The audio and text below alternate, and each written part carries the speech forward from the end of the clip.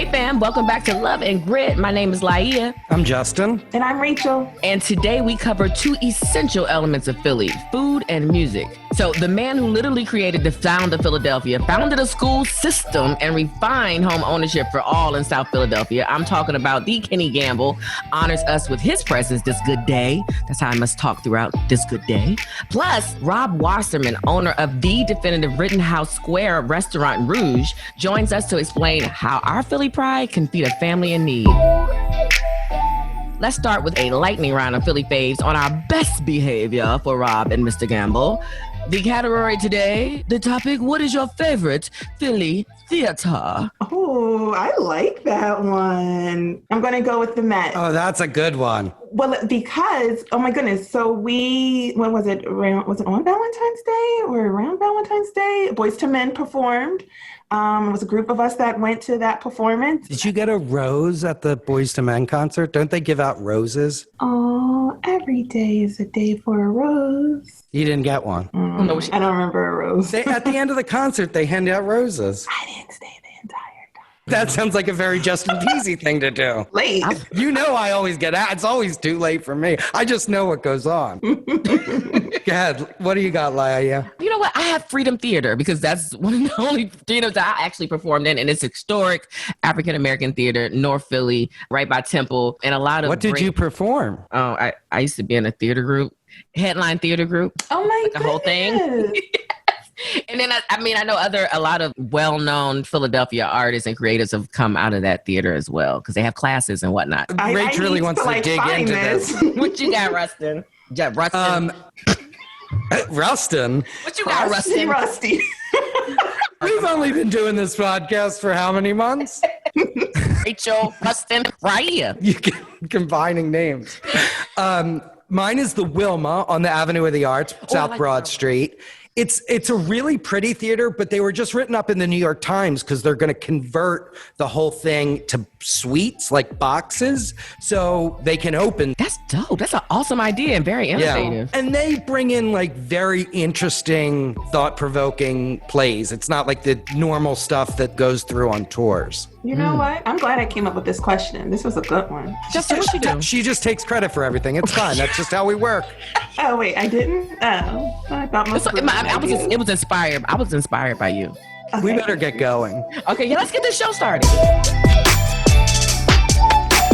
Listen, Kenny Gamble is a true Philadelphia treasure. The music he created with his partner Leon Huff has put Philly on the map as a music mecca to the world. Almost 50 years later and tons of gold and platinum albums later, Mr. Gamble continues his Let's Clean Up the Ghetto legacy by reinvesting in the South Philadelphia community he was raised in through affordable housing. And yes, he created a school system in universal schools. And now he has evolved his message in the music motto into a video podcast. Yep, introducing Mr. Kenny Gamble, the talk show host. This is very exciting to have a living legend on the podcast. I'm glad to be here. I like this Zoom. This Zoom makes everything it's convenient. nice and personal. Yeah, it's convenient. Yeah, it's really. You can like lean in and see reactions. You see when my eyebrow goes up, like what? And you might even have on sweatpants and we don't even know. It don't even matter. Don't even know. See, I might still have my pajamas on. You don't know. You don't know. You can walk around in your pajamas. I'm looking at all these guests that you've had on your new show, Message in the Music. And I'm just like, oh, them two men. Hey. Joe Tarzan. That was good, yeah. The RZA. Hey, the RZA. Ain't that something? I've been enjoying this stuff, give me something to do. And plus, all of us working together, the whole family working together. It's like a therapy session, Sometimes, you can sit down and talk to a lot of these people who I've been in contact with for many years. You get people to tell you what they think about your music because the music that's the big thing in my life. With Gamble and Huff, we wrote all of those songs. So it's good to get feedback from people how those songs affected their lives. With everything with the pandemic, do you see the family spending a lot more time together, even if this show wasn't taking place? A lot of the guests that we're chatting with, even though there's bad things going on, there's still the positive where you're spending a little bit more time at home with family or working from home. Are you seeing more of that as well? Yeah, I love it, to be honest with you. The positive in it is that everything's like on pause and you get a chance to observe the world that we live in, the people that we're dealing with. So that's what I've been doing. When you were first starting out and as like a young Black entrepreneur, what was the most challenging part when it comes to race or prejudice? Was it obtaining real estate for, your company? Was it obtaining the rights for your songs? Was it fair and equitable share with everything that you were doing with the music labels? Like, I'm so curious, what was that like for you? I think it was all of that you just said. That's why what we do now, we say the bottom line to everything that we're doing, whether it be real estate development, whether it be promoting shows or whatever, you got to learn. You have to learn. And there's no easy way. There's no easy way to get to where you want to go. And when we first started out, I happened to have some good mentors. And if you can get a good mentor or be around people that's making it, then you should try to learn from these people because, like your past, it catches up with you eventually. If you hang around with the wrong people, you're going to make the wrong decisions. I'm really blessed. I'm thankful because I've seen it all. I've seen people on both sides of the tracks. And I think that you really have to be careful of people. And I always tried to be somebody that could be useful. Like I used to, years and years ago when they had the Uptown Theater, I was like a guy who would go to the store for everybody. And at first they wouldn't even let me in there. They wouldn't let me in the place. How'd you work your way in? Hey, I was always there. Somebody said, could somebody go to the store and get me a chicken sandwich or go? I said, all right, I got you, no problem. So you got to be useful. At the radio station, at WDAS, same thing. I used to go out there. I had my shoe shine kit. I shine everybody's shoes for them. You shining shoes at the radio station? At the radio station, right. Instead of them kicking me out of the radio station, eventually what they was doing, they were looking for me, you see. So where's Kenny at? Is he here today? I said, right here, no problem. That's that grit. That's that grit. You're right, Rachel. Right? That's that grit. That's right. You got to be able to make it, What songs are you listening to if you're in the car and you like want to blast music or like what are you listening to right now? Oh, let me tell you this here. When we're riding in the car, my wife, she makes these tapes. Like she got every song from way back in the 60s and when we first started out. It brings back so many memories. And so we be laughing, we be talking. Can it transport you back instantly to writing it, getting it recorded, the performer? And I mean, you've written 3,000 songs. That's a lot of memories. Well, I didn't write no 3,000 songs. We had 3,000 songs. Like me and Huff, we wrote quite a few of them, maybe 1,700 of them. That's still okay. Yeah,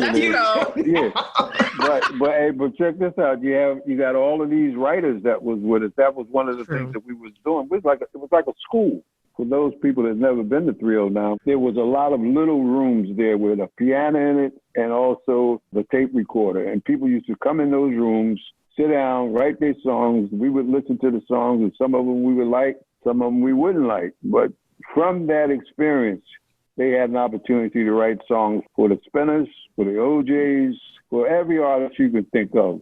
With us, there's different stages that you go through with the song. First, you would write the song with just the piano. And sometimes that gives you a good idea of what the structure of the song is. But then you would go and say, all right, well, you go in the studio and do a demo. And the demo might be just a piano, a bass, and a drum. Then as you start to build on it, say, for example, a group like Blue Magic. Between Blue Magic, the Delphonics, La La Means I Love You, Fuji and all that, and the Stylistics. So you talking about tenors, when you talking about guys with those high voices, I think we had an opportunity to work with some of the best in the business. I give a lot of credit to Motown. That was our inspiration. We figured if they could do it in Detroit, we could do it in Philly. Barry Gordy and Holland Dozier in Holland and Norman Whitfield. They had a lot of great writers. And I think that's what made Philly International and Motown a little, and also Stax. Made it different is because we were basically a company that was developing songs, because you notice that the song is the thing that lasts the longest. I mean, it goes through generation to generation to generation. And so some of our songs that we wrote 50 years ago is still being played today on different formats.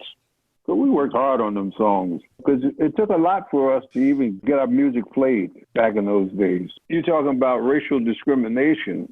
Back in those days, there were pop stations and there were R&B stations. And so the pop stations had more wattage than the R&B stations. So we put a record out, and it was just because of basically your ethnicity that they would classify your music pop or rhythm and blues. They would take a great song that was like with an artist like Lee Andrews. Lee Andrews, yes. Lee Andrews was a great artist. He had a beautiful voice. He would record a song like Long Lonely Nights. And they would take that song, give it to a white artist to cover that song. So like Little Richard, for an example. He's a great example. Little Richard, he would do a song like Long Tall Sally. And they wouldn't play Little Richard's version, but they would go get Pat Boone or one of those guys and record it with them and play their version. Same thing with the Beatles, like Shout. They did a lot of the Audrey brothers songs, the Beatles did. I hate to disappoint you, but you know it ain't changed much. Like, you know Adele is pop and Jill Scott is R&B, right? Well, I know, but that's why if you can't worry about all of that. You just got to be good, and you got to be yourself. And go out there, and when the lights come on, it's showtime. That's what it is. And you keep rolling. Hey, can we put you on the spot real quick? Because you mentioned Motown. And I just want to say, as we've all been in the house in this Corona COVID time, I've seen the good Motown documentary. We mentioned the RZA. I've seen the good, not only the Wu-Tang documentary, but the dramatic series. Philadelphia International is turning 50 next year. I would love to see a documentary or a dramatic movie telling the story of Gamble and Huff. What do I have to do for this? Well, we're talking to some people now about doing that documentary. We just wanted it to be done right. It's got to be done right because it's got a heck of a story. There's two sides to Philly International. One was the great music that we did, and the other part was cleaning up the ghetto, cleaning up our communities and everything, working in the community. I think it's about that time to do a documentary, and we'll see what happens. We'll see what happens when this thing goes down. What's next for you? What's next for me? Well, we got so many people who are sampling our music. Everybody you can think of. Biggie Smalls, that's my main rapper right there. Biggie Smalls right there. He did a lot of our music. So did Kanye and Jay-Z, all of those guys, So you want people to keep sampling? Yeah, keep sampling, man. Just give us a little piece, just a little bit. We ain't greedy. Keep us going so I can buy some bread. I got to feed my family, man. Come on. Come on now. We done been past South Philly. Come on. That's right. If you had to do all over again, would you stay in Philly? Oh, yeah. The earth is the same no matter where you go. But you never left home. Yeah, I love Philadelphia. You got to make things happen where you are. Even if we was in California, because there used to be a time when they wanted us to come to California. Come on, it's nice out there, but you go out there, you stay 2 weeks or 3 weeks, and you're ready to get back to Philly. That's the way I feel about it. I attest to that. I was born and raised here in South Philly, and it feels good. It feels good in Philly. Yeah, it does. Everything that I care about pretty much is here in Philadelphia.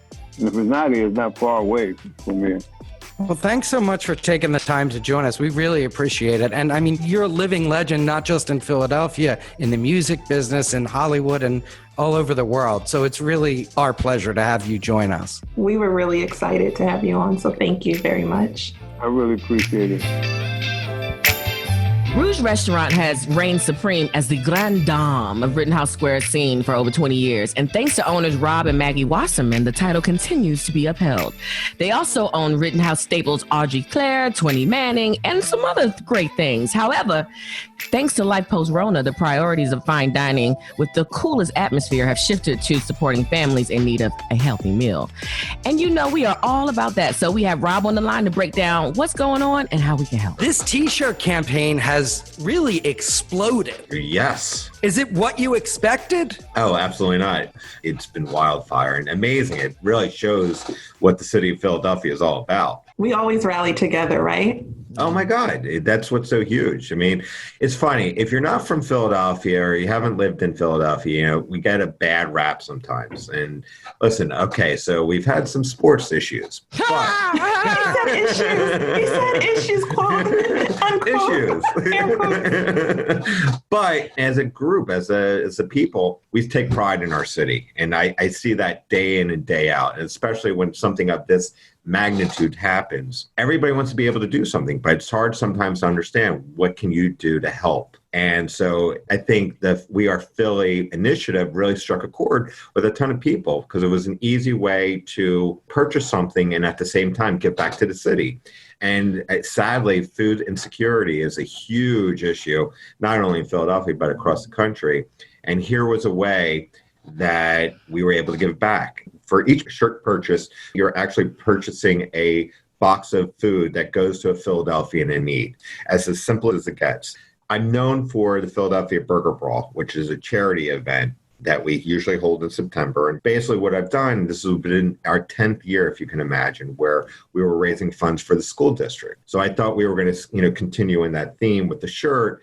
But then obviously with the school districts not going back and so forth, and with the technology and kind of like wavering a little bit, I said the next biggest thing is food insecurity. Mm-hmm. And so this was when my friend Marcello Giordano had been already started doing these boxes for $35 during COVID. I was so excited to get my first one. It's like Christmas when it comes. What is it? What's in there? Basically, it's a box of produce. My friend owns a huge produce company that delivers to restaurants mostly. Okay. And when everything was hitting the fan, like obviously he wanted to pivot a little bit, and the way he pivoted was to sell to individual customers. And what he did was put together a wholesale box for $35, which was a huge volume of product that was now going directly to the consumer. So when we were coming up to the idea, myself and my wife, we were like, let's check out with Marcello and see if he could structure something for us. And so I asked him if he could shrink the box down to give it a little bit more of the essentials that we could then donate to someone that was in need. And as Justin said, it blew up like real. Yeah, how many have you sold so far? So I think we're heading towards 8,700 shirts. Like we're close to $90,000 in purchases of food for those in need already. How do you guys decide which families are in need, or how do the families in need reach out to you? So when this blew up, I reached out to my friends in the city and asked for their help because I knew they had just revved up the Philadelphia food distribution that was being partnered with Phil Abundance and Share. Mm-hmm. And so I asked if I could tie into their distribution center,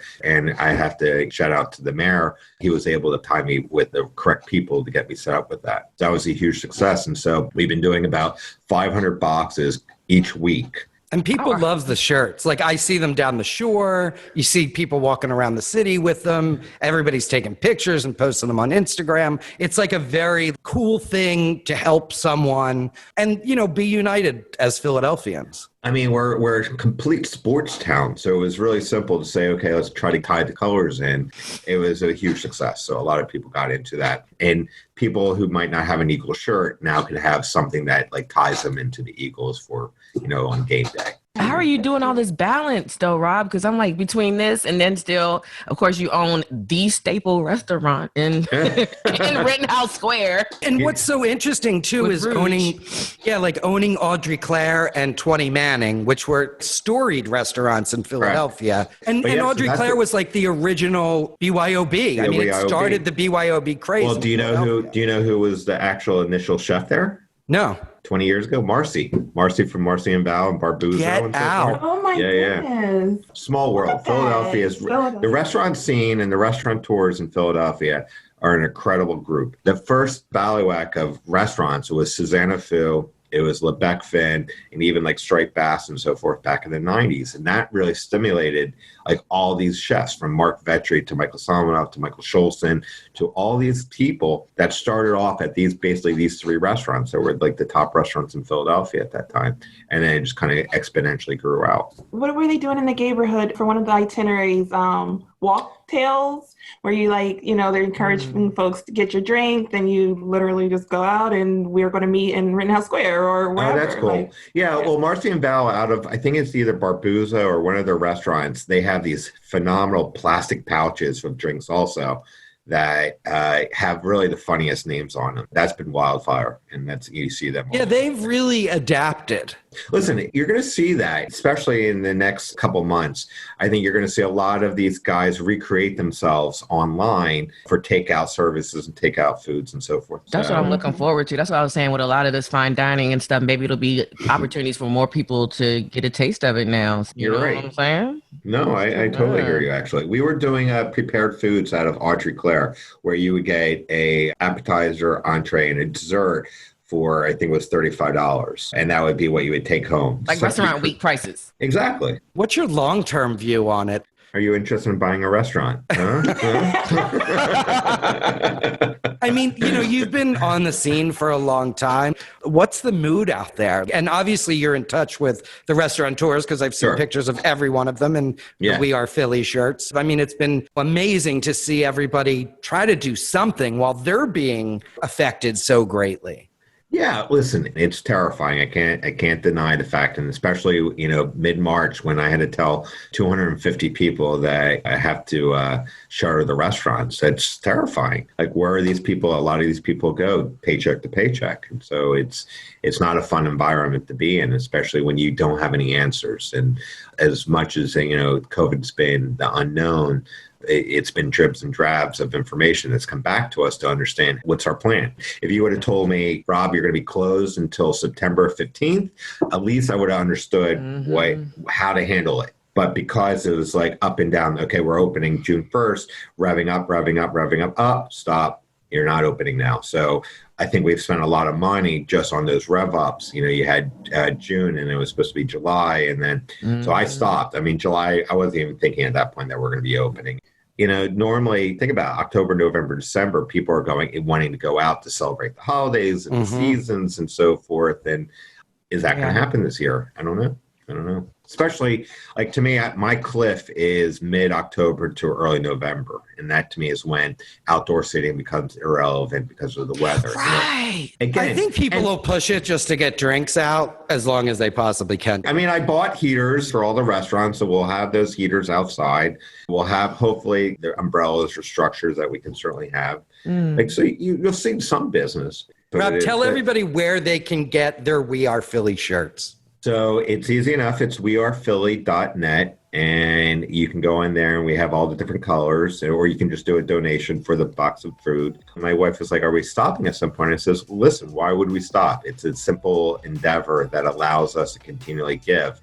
And if people want to purchase the shirts, then we're going to continually go. And it's been the longevity of it for 4 months already. It's been awesome. That's awesome. Thank you for what you're doing. And thanks for joining us. No, this has been, and you know what? You guys have been fun. And this is what the opportunity is all about. It's trying to bring Philadelphia closer. And what you guys are doing is amazing, especially during this time.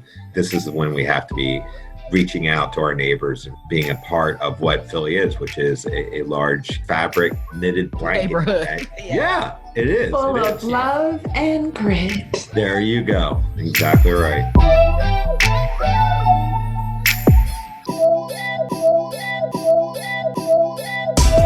What a fun show. I learned a lot, I feel like. It was absolutely beautiful speaking with Mr. Gamble. That was so, so special. I loved every single moment. Yeah, she's like a wise sage. That's a lot of history. And Rob's cool too. I mean, the movement that's going on right now makes you feel good about Philadelphia. Yeah, and then we're feeding so many people. That's amazing. Like, what? Yes. Let's go, Philly. Reminding you, if you like us, tell people about us, and also rate and review us. We'd love to hear what you think, and we'll talk to you soon. Bye.